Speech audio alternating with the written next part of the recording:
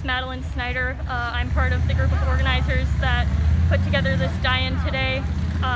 We got together because a lot of us were concerned with some of the issues that were happening around the country, and we wanted to make sure people are aware. And the reason we got this one together today, we're glad there's such a big turnout, because we really want to make it clear to our community, even though it might not be so prevalent here, or police brutality might not be so prevalent here, or some forms of racial bias that other countries see a lot, or not so, other cities see a lot, are not so prevalent in Valpo. But we want people to be aware that they're still happening, and although you might not see it, they could still be happening in our city. And we just want people to really be thinking about that and be able to encourage people to educate themselves on the issues that cause that. And I know somebody needs to speak up about these issues, because it is unfair and cruel that my Black friends, family, neighbors have to leave their houses afraid of what might happen to them. Because people think that just because they're not seeing it, it's not happening, and we want them to know that that's absolutely not true. I can't breathe.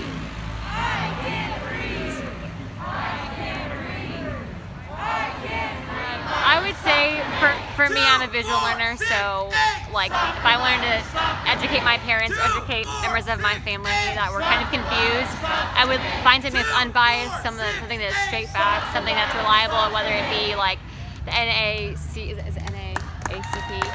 Yeah, that organization, yeah, NAACP, and maybe like resources, resources like that, that are unbiased and they're telling the truth, and where you can like watch it and learn and have, that's a great conversation starters afterwards, having discussion questions with your family, asking like, what did you think about this? Like, do you have questions about this? And like being open and honest. And I think at this point, like, even if you think your question is like uncomfortable or you don't know how to say it, like just, it's important to just ask, because if you're not asking, like, how can we have progress? How can we move forward in our conversations if you're afraid to even say how you feel about what's going on? And it's okay to feel unsure. It's okay to not know what to say or do, but it's important that you put those thoughts and you address it to someone so they can at least help you and educate you. I think that's like the biggest thing. I think one thing is so important is that even if you have like a Black family friend and you're like asked, it's not their job to teach you what's going on. It is your job. It has been your job to educate yourself, educate your own family members, and reach out to your community to advocate for them, not them advocating for you when they are in a time of mourning and grief right now.